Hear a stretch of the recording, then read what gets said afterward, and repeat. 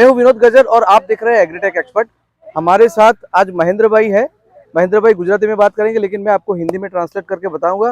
हम उनके खेत में खड़े हैं, यहाँ उन्होंने तंबाकू बाई है और तंबाकू के जो पत्ते हैं वो आज उन्होंने लिए हैं, तो उसके बारे में थोड़ी जानकारी लेंगे कि तंबाकू का जो क्रॉप है वो किस तरह से उसको हैंडल करते हैं। महेंद्र भाई, कितना वीघा तंबाकू है? બધે અમારે 4 વીઘા 4 बीघे में तंबाकू इन्होंने बोई है। અને અત્યારે તમે જોયું, તમે સ્પ્રે કરતા હતા અને તમાકુ લેતા હતા, તો એ શું છે આખી પ્રોસેસ? એટલે એમાં સાહેબ કુદરતી ઝાકળ પડે ને તો અમારે કોઈ સ્પ્રે કરવાની જરૂર પડે નહીં, પણ ઉપર વાદળછાયું વાતાવરણ હોય કુદરતી રીતે એટલે ઝાકળ પડે નહીં. ઝાકળ ના પડે એટલે થોડો ઝાકળ જેટલો સ્પ્રે કરી અને બધું પડે તમાકુ તૂટી જાય. તમાકુ તૂટી જાય, પત્તું તૂટી જાય. ઓકે, એટલે પત્તું તૂટી જાય તો ઝીણા ઝીણા થઈ જાય. એટલે ટૂંકા એટલે ભૂકો થઈ જાય, બંધાય નહીં, મંડાય નહીં. અમારે એક્સપોર્ટ ક્વોલિટીમાં આ માલ આખું પત્તું રાખવું જરૂરી. કઈ વેરાયટી છે આ કલકત્તી કલકત્તી તમાકુ છે. શું વપરાય કલકત્તી તમાકુ? કલકત્તી તમાકુ એનું નિકોટિન નીકળે, દવામાં બી વપરાય છે અને બીજા બધા કેમિકલમાં વપરાય છે બધા. બરાબર છે, એટલા માટે એક્સપોર્ટ થાય છે, ફોરેનના દેશો બી લઈ જાય.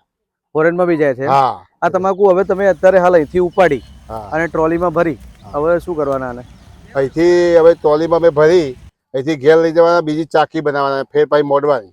એમાં મેન્યુઅલી ચેક કરતા કોઈ ખરાબ પત્તું બીજું ત્રીજું નિકાલ કરવાનો હોય અને લીલો ચોક આવી ગયો હોય નસ બસ તે કાઢી નાખવાની હોય અને પછી મોડી પાછી ફેર અઠવાડિયું રહે એટલે પાછું બીજી પેટી આવે, બોક્સ આવે, ચાની પેટી આવે છે એવી. એટલે બે બાજુ નીચે કોથળો ઉપર કોથળો હોય, પાછળ બોક્સ હોય લાકડા, એટલે એમાં કોથળીને બે બાજુ દોરી મારવાની અને પેક કરવાની. ઓકે, એનું અને પછી પેક કરી પછી વેપારી આવો જોઈ જાય, એ ચેક કરે ને એ રીતે મેન્યુઅલી ભાવ તૈયાર.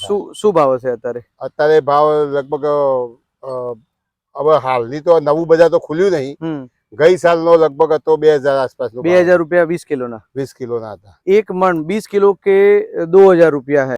અત્યારે તમે જે આ કીધું કે ઝાકળ ના પડે અને એના માટે તમે સ્પ્રે માર્યો, પાણી માર્યું. પાણી કેટલા પ્રમાણમાં મારવું પડે? વધારે ઓછું એવું?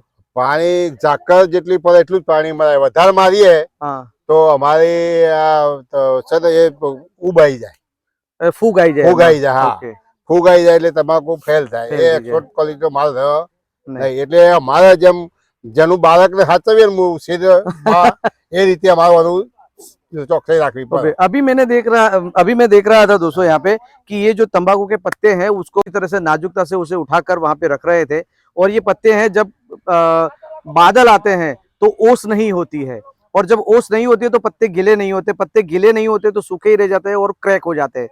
तो उसको कलेक्ट करने के लिए अभी यहाँ पे ये किसान लोग क्या करते हैं कि ये स्प्रेयर में पानी डाल के उसको हल्के से प्रमाण में उसके ऊपर छिड़कते हैं, और जब पत्ता थोड़ा सा गीला होता है और हाथ से उठाने लायक होता है तब उसको उठा के फिर उसको बांधते हैं और रखते हैं। तो दोस्तों, किसान लोग देखिए कितने साइंटिफिक तरीके से काम कर रहे हैं। हम कल्पना भी नहीं कर सकते। उनके पास ओस नहीं आई तो उन्होंने अपने घर की ओस बना, मतलब कृत्रिम ओस को पैदा करके उन्होंने वो तंबाकू के पत्ते कलेक्ट किए हैं। दोस्तों, इस प्रकार से हमारे देश का जो किसान है वो काफी समझदार है, काफी बुद्धिशाली है और काफी टैलेंटेड है। तो किसान लोगों के पास में जो उपाय होते हैं किसी भी प्रकार के, मतलब कोई चीज को हैंडल करने के, किसी रोग के सामने उसके प्रोटेक्शन के, या तो उनके खेत में कोई बाहर का प्राणी ना आ जाए उसके तौर तरीके अपनाने में, तो काफी तरह की दिक्कतों का सामना करके किसान किसानी करते हैं और अपना खुद का और पूरे देश का जो है वो जो खाना तैयार करते हैं। तो इसी प्रकार से हमारे किसानों के लिए हम जो भी कर रहे हैं वो मुझे नहीं लगता पर्याप्त है, लेकिन किसान जो है वो उसे ऐसे ही इस जगत का तात नहीं कहा है दोस्तों।